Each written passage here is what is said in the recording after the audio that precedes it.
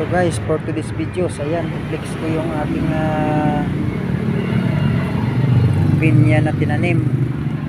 Ayan guys, oh. Ang abo na to guys, yung mga nilalagay ko. Yes. Nilagyan ko talaga ng ano yan, yung lalagyan niya sa taniman ko.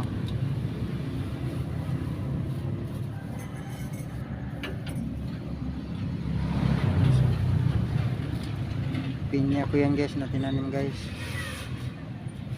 Ayan.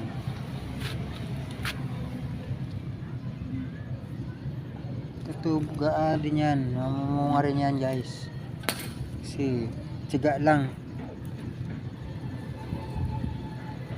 at lagi ko inaalagaan yan guys, pinya na yan. Kaya may posibilidad na mabuhay na siya, buhay na siya actually.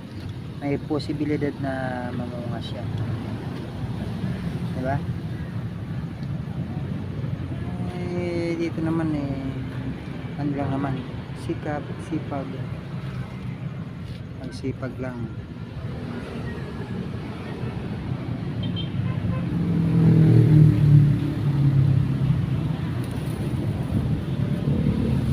Kasi yan naman din kung masipag ka, pag nagtanim ka mayayanin ka bandang ulit. Kasi nagtanim ka pag nagtanim, lagaan mo,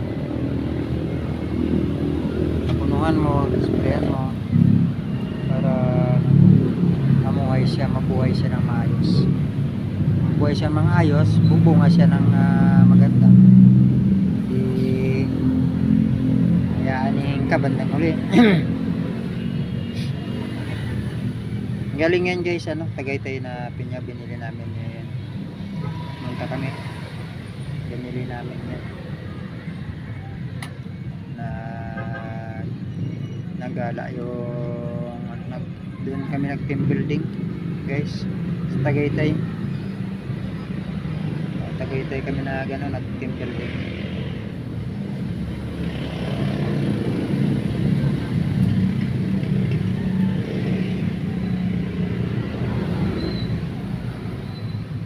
Guys, plinix ko sa inyo yung aking tanim na pinya guys. Yan. May sarili pa siyang may sarili pa siyang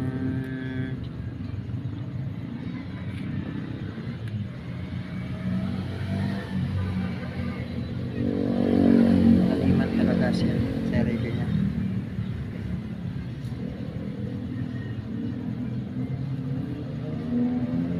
Nasaan ka man ngayon, ikaw lamang mahal at wala nang iba. Ikaw lamang sa puso ko, aking alaala.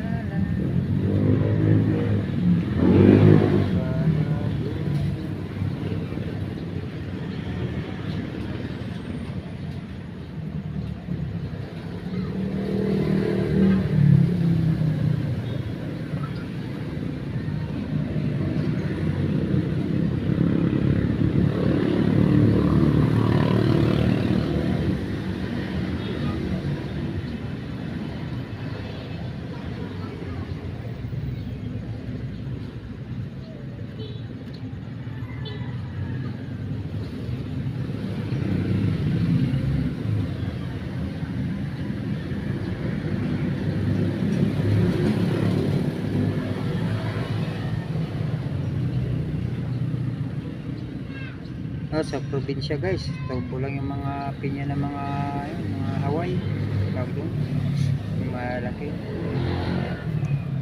Dan sa amin, sa loob na sa probinsya,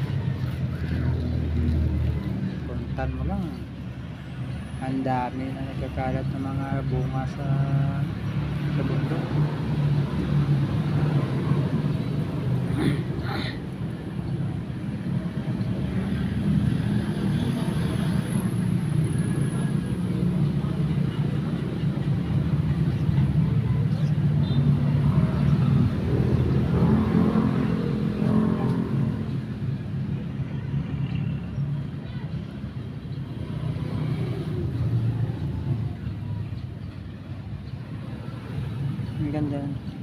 Ang ganda ng pwesto niya guys.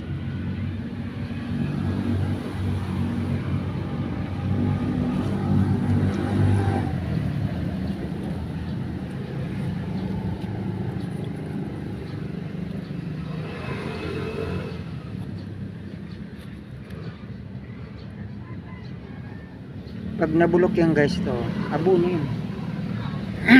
Abono yan pag nabulok. Yung mga yan, abono yan. Mga daon-daon, mga balat ng prutas, abono yan. May magandang abono.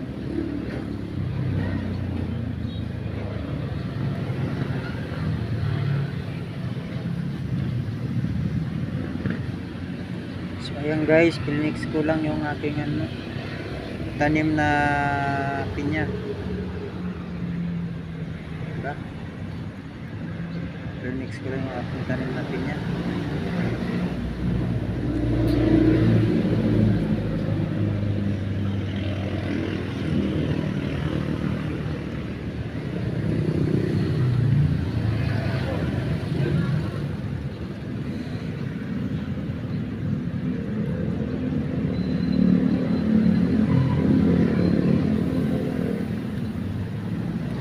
Ang ganda ng pwesto nga niya guys kasi talaga nakapatong siya talaga sa sa ayan, ginawaan ko siya, sarili niya talaga yan. Siya lang yung dyan, siya lang yung nakatira dyan pala sa kapitbahay.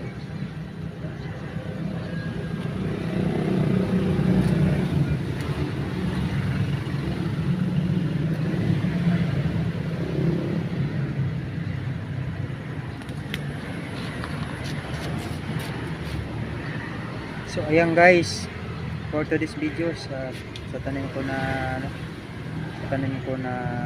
pinya. Thank you so much guys. Please subscribe, please like and share.